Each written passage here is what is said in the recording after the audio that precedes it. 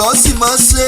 ọ̀nì báwọn sọdún ìbànújẹ́ yá mọ́ sàmì ẹ̀ ìlàyé ọlọ́run ọba oníjẹ́ ọ̀parẹ́ máa lójú ìgbà rẹ tí ń dùn yí ọlọ́run ọba oníjẹ́ ọ̀tán àrídùnnú lọ jẹ́ òní dàrí banújẹ́ láéláé mọ́ sàmì ẹ̀ ayé òní fẹ́ gba fún ọ lóúnjẹ ó gbò bí olúgbógbó ti gbó ó dàgbà bí olúgbàǹgbà ti rí gbà ó jèrè ó tún wá fèrè jẹ̀kọ Victor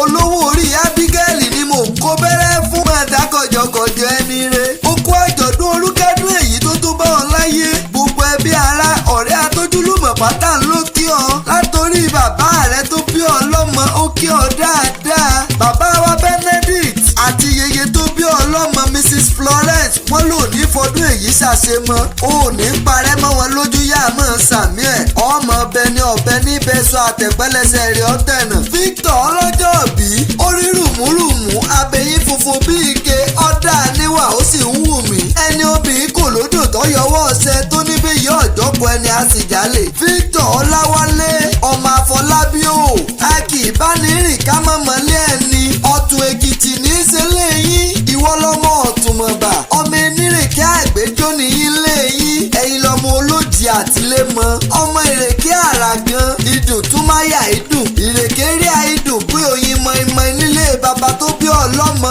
ọmọ olóró à ń ṣe kẹ́ran mọ́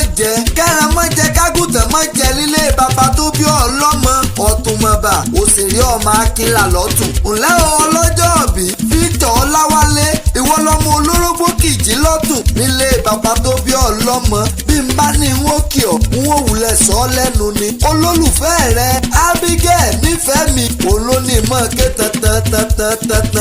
pé ọ̀sẹ̀ Ọláwálé